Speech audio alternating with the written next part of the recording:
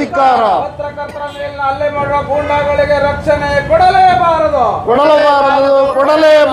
ಪತ್ರಕರ್ತರ ಮೇಲೆ ಹಲ್ಲೆ ಮಾಡುವ ಗೂಂಡಾಗಳನ್ನು ಈ ಕೂಡಲೇ ಬಂಧನ ಮಾಡಿ. ನೂರಾರು ಅನಾಥ ಶವಗಳನ್ನು, ಅದರಲ್ಲೂ ಹೆಣ್ಣು ಮಕ್ಕಳನ್ನು, ಬಾಲಕಿಯರನ್ನು, ಅದರಲ್ಲೂ ಅತ್ಯಾಚಾರಕ್ಕೊಳಗಾಗಿದ್ದಂಥ ಬಾಲಕಿಯರನ್ನು ಊತಾಕಿದ್ದೀನಿ ನಾನು ಅಂತೇಳಿ ಒಬ್ಬ ಅನಾಮಿಕ ವ್ಯಕ್ತಿ ಬಂದು ದೂರನ್ನು ಕೊಟ್ಟಿದ್ದಾರೆ. ಅದಕ್ಕೆ ಸಂಬಂಧಪಟ್ಟಂಗೆ ಸರ್ಕಾರ SIT ರಚನೆ ಮಾಡಿದೆ. ಇದೆಲ್ಲ ಪ್ರಕರಣ ಬೆಳಕಿಗೆ ಬರಬೇಕಾದ್ರೆ ಸ್ವತಂತ್ರ ಪತ್ರಕರ್ತರ ಪಾತ್ರ ಬಹಳ ಮುಖ್ಯವಾದದ್ದು. ಯಾವುದೇ ಭಯವಿಲ್ಲದೆ ನಿರ್ಭೀತಿಯಿಂದ ತಮ್ಮ ಕೆಲಸವನ್ನು ಸ್ವತಂತ್ರ ಪತ್ರಕರ್ತರು ನಡೆಸ್ತಾ ಇದ್ದರು. ಹಂಗಾಗಿ ಇಡೀ ರಾಜ್ಯದಲ್ಲಿ ಒತ್ತಡ ಬಂದು ಸರ್ಕಾರ SITಯನ್ನು ರಚನೆ ಮಾಡಿತು. SIT ತನಿಖೆ ರಚನೆ ಮಾಡಿದ್ದಾದಮೇಲೆ ಪ್ರತಿದಿನದ ಅಪ್ಡೇಟನ್ನು ಕೊಡಬೇಕು ಅಂತೇಳಿ ಯಾರೆಲ್ಲ ಇಷ್ಟು ದಿನದಿಂದ ಹೋರಾಟ ಮಾಡ್ತಾಯಿದ್ರು, ಅದರ ಬಗ್ಗೆ ಬರಿತಾಯಿದ್ರು, ಮಾತಾಡ್ತಿದ್ರು, ಅಂತಹ ವ್ಯಕ್ತಿಗಳು ಪತ್ರಕರ್ತ ಮಿತ್ರರು ಪ್ರತಿದಿನದ ಅಪ್ಡೇಟ್ ಕೊಡೋದಕ್ಕೆ ಅಂತೇಳಿ ಅಲ್ಲಿ ಹೋಗಿದ್ರು. ಅದೇ ಸೌಜನ್ಯ ಮನೆ ಹತ್ರ ಹೋದಂಥ ಸಂದರ್ಭದಲ್ಲಿ ಪಾಂಗಳದಲ್ಲಿ ಸುಮಾರು 50ರಿಂದ 100 ಜನ ಗೂಂಡಾಗಳು ಬಂದು ಅಟ್ಯಾಕ್ ಮಾಡಿ ಯಾಕೆ ಸುದ್ದಿ ಮಾಡ್ತೀರಾ ಅಂತೇಳಿ ಅವರ ಮೇಲೆ ಮಾರಣಾಂತಿಕವಾಗಿ ಹಲ್ಲೆ ಮಾಡಿದ್ದಾರೆ. ಮೇಲೆ ನಡೆದಂಥ ಹಲ್ಲೆ, ಗೂಂಡಾಗಿರಿ ವರ್ತನೆಯನ್ನು ಖಂಡಿಸಿ ಈ ಒಂದು ಜಂಟಿ ಹೋರಾಟ ಇಲ್ಲಿ ನಡೀತಾ ಇದೆ. ಈ ಹೋರಾಟದಲ್ಲಿ ಕನ್ನಡ ಪಕ್ಷ, KRS ಪಕ್ಷ, CPIM ಪಕ್ಷ, CITU ಸಂಘಟನೆ ಮತ್ತು ಎಲ್ಲ ಕನ್ನಡ ಪರ ಸಂಘಟನೆಗಳು ಮತ್ತು ಪತ್ರಕರ್ತರ ಮಾಧ್ಯಮ ಗೆಳೆಯರು ಎಲ್ಲರೂ ಸೇರಿ ಇಲ್ಲಿ ಒಂದು ಪ್ರತಿಭಟನೆಯನ್ನು ಹಮ್ಮಿಕೊಂಡಿರುವಂಥದ್ದು. ಇದು ನಿಜವಾಗ್ಲೂ ಖಂಡನೀಯವಾದದ್ದು. ನಮ್ಮ ಪ್ರಜಾಪ್ರಭುತ್ವದಲ್ಲಿ ಯಾರ ಮೇಲೂ ಕೂಡ ಹಲ್ಲೆನ ಯಾರೂ ಸಮರ್ಥನೆ ಮಾಡ್ಕೊಳ್ಳೋಕ್ಕಾಗಲ್ಲ.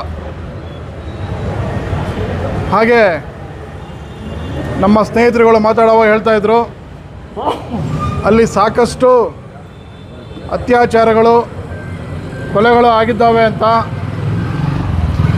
ಇದರ ಬಗ್ಗೆ ಆಗಲೇ CID ಮತ್ತು ಬೇರೆ ಬೇರೆ ತನಿಖೆಗಳು ಆಗಿದ್ದಾವೆ. ಈಗ SIT ಕೂಡ ತನಿಖೆ ಮಾಡ್ತಾ ಇದೆ. ಈ ವಿಚಾರದಲ್ಲಿ ನಾನು ಹೇಳೋದೊಂದೇ, ಯಾವುದೇ ಕಾರಣಕ್ಕೆ ಯೂಟ್ಯೂಬರ್ಸ್ ಮೇಲೆ ಹಲ್ಲೆ ಆಗಬಾರ್ದಾಗಿತ್ತು. ಬಾಜಲ್ಲಿ ಆಗ್ತಿರುವಂಥ ಅನ್ಯಾಯದ ವಿರುದ್ಧ ಮಾತಾಡಿದ್ರೆ ಹೊರತು ಆ ಪ್ರದೇಶದಲ್ಲಿರುವಂಥ ಮಂಜುನಾಥ ಸ್ವಾಮಿಯ ಸನ್ನಿಧಿ ಅಂತ ಯಾರೂ ಕೂಡ ಎತ್ತಲಿಲ್ಲ. ಆ ಮಂಜುನಾಥ ಸನ್ನಿಧಿಯ ಹೆಸರನ್ನು ಯಾರೂ ಕೂಡ ಹೇಳಲಿಲ್ಲ. ಇವತ್ತು ಪ್ರತಿಯೊಬ್ಬರು ಕೂಡ ಮಾಧ್ಯಮಗಳು ನಮ್ಮನ್ನೆಲ್ಲರನ್ನೂ ರಕ್ಷಣೆ ಮಾಡುವಂಥದ್ದು. ಅದಕ್ಕೆ ಪೂರಕವಾಗಿ ಇವತ್ತು ಹೆಚ್ಚು ಹೆಚ್ಚು ವಿಚಾರಗಳನ್ನು ಎಲ್ಲರಿಗೂ ಕೊಡ್ತಿರುವಂಥದ್ದು ಯೂಟ್ಯೂಬರ್ಸ್. ಅಂದರೆ ಏನು ಸ್ವತಂತ್ರ ಪತ್ರಕರ್ತರು ಅಂತಂದು ಹೇಳಿದ್ರೆ ತಪ್ಪಾಗಲಾರ್ದು. ಸೊ ಅವರನ್ನು ಬೆಂಬಲಿಸಿ ಇವತ್ತು ಈ ಒಂದು ಪ್ರತಿಭಟನಾ ಕಾರ್ಯಕ್ರಮ ಸಾಂಕೇತಿಕವಾಗಿ ನಡೀತಾ ಇದೆ. ಇದು ದೊಡ್ಡ ಮಟ್ಟಕ್ಕೆ ಹೋಗಬಾರ್ದು ಅನ್ನೋ ದೃಷ್ಟಿಯಿಂದ ಇವತ್ತು ಮಾನ್ಯ ಸಿದ್ದರಾಮಯ್ಯನವರಿಗೆ ನಮ್ಮ ತಾಲೂಕು ದಂಡಾಧಿಕಾರಿಗಳ ಮುಖಾಂತರ ಈ ಒಂದು ಪತ್ರವನ್ನು ಕಳಿಸ್ತಾ ಇದ್ದೇವೆ. ಮಾನ್ಯ ಸಿದ್ದರಾಮಯ್ಯನವರು, ಮುಖ್ಯಮಂತ್ರಿಗಳು, ಕರ್ನಾಟಕ ಸರ್ಕಾರ, ಬೆಂಗಳೂರು ಮಾನ್ಯರೇ, ವಿಷಯ ಬಂದು ಧರ್ಮಸ್ಥಳದಲ್ಲಿ ಯೂಟ್ಯೂಬ್ ವರದಿಗಾರರ ಮೇಲಿನ ಹಲ್ಲೆ ಖಂಡಿಸಿ ಪ್ರತಿಭಟನೆ ನಡೆಸುತ್ತಿರುವ ಬಗ್ಗೆ ಈ ಮೇಲ್ಕಂಡ ವಿಷಯಕ್ಕೆ ಸಂಬಂಧಿಸಿದಂತೆ ತಮ್ಮಲ್ಲಿ ಮನವಿ ಮಾಡುವುದೇನೆಂದರೆ, ಧರ್ಮಸ್ಥಳದಲ್ಲಿ ನೂರಾರು ಮೃತದೇಹಗಳನ್ನು ರಹಸ್ಯವಾಗಿ ಹೂತು ಹಾಕಲಾಗಿದ್ದ ಪ್ರಕರಣವನ್ನು ವಿಶೇಷ ತನಿಖಾ ತಂಡ ಅಂದರೆ SIT ತನಿಖೆ ನಡೆಸುತ್ತಿದೆ.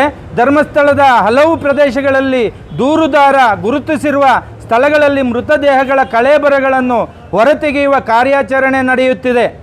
ಈವರೆಗೆ ಹಲವಾರು ಕಳೇಬರಗಳು SIT ಅಧಿಕಾರಿಗಳಿಗೆ ದೊರೆತಿವೆ. ಪ್ರಕರಣವು ಗಂಭೀರ ಸ್ವರೂಪವನ್ನು ಪಡೆದುಕೊಂಡಿದ್ದು ಹಲವರನ್ನು ಹತ್ಯೆ ಮಾಡಿ ರಹಸ್ಯವಾಗಿ ಹೂತು ಹಾಕಲಾಗಿದೆ ಎಂಬ ಆರೋಪಕ್ಕೆ ಪುಷ್ಟಿ ನೀಡುತ್ತಿವೆ. ದೂರುದಾರ ಹೇಳಿರುವಂತೆ ಹೂತು ಹಾಕಲಾಗಿರುವ ಮೃತದೇಹಗಳಲ್ಲಿ ಹೆಚ್ಚಿನ ಶವಗಳು ಮಹಿಳೆಯರು ಮತ್ತು ಹೆಣ್ಣು ಮಕ್ಕಳಿದ್ದಾರೆ.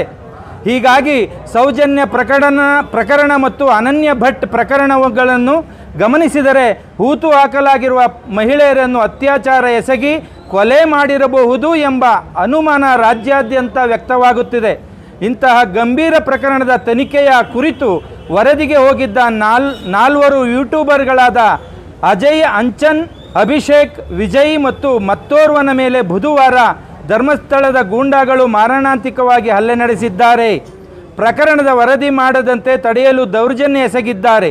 ತಮ್ಮ ಕರ್ತವ್ಯ ನಿರ್ವಹಿಸುತ್ತಿದ್ದ ಯೂಟ್ಯೂಬ್ ವರದಿಗಾರರ ಮೇಲೆ ಹಲ್ಲೆ ನಡೆಸಿರುತ್ತಾರೆ. ಗೂಂಡಾಗಳು ಧರ್ಮಸ್ಥಳದ ಪ್ರತಿಷ್ಠಿತ ಕುಟುಂಬವೊಂದರ ಕುಮ್ಮಕ್ಕಿನ ಮೇಲೆ ಹಲ್ಲೆ ನಡೆಸಿದ್ದಾರೆ ಎಂದು ಹೇಳಲಾಗುತ್ತಿದೆ.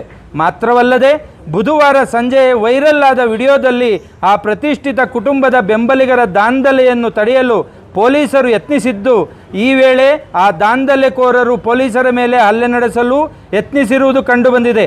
ಈ ಗೂಂಡಾಗಳ ದಾಂಧಲೆ ಮತ್ತು ಹಲ್ಲೆಗಳು ಪ್ರಕರಣದ ತನಿಖೆಗೆ ಅಡ್ಡಿಯುಂಟು ಮಾಡುವ ಉದ್ದೇಶದಿಂದಲೇ ನಡೆದಿದೆ. ಗೂಂಡಾಗಳನ್ನು ತಕ್ಷಣವೇ ಬಂಧಿಸಿ ಅವರ ವಿರುದ್ಧ ಕಠಿಣ ಕ್ರಮ ಕೈಗೊಳ್ಳಬೇಕು.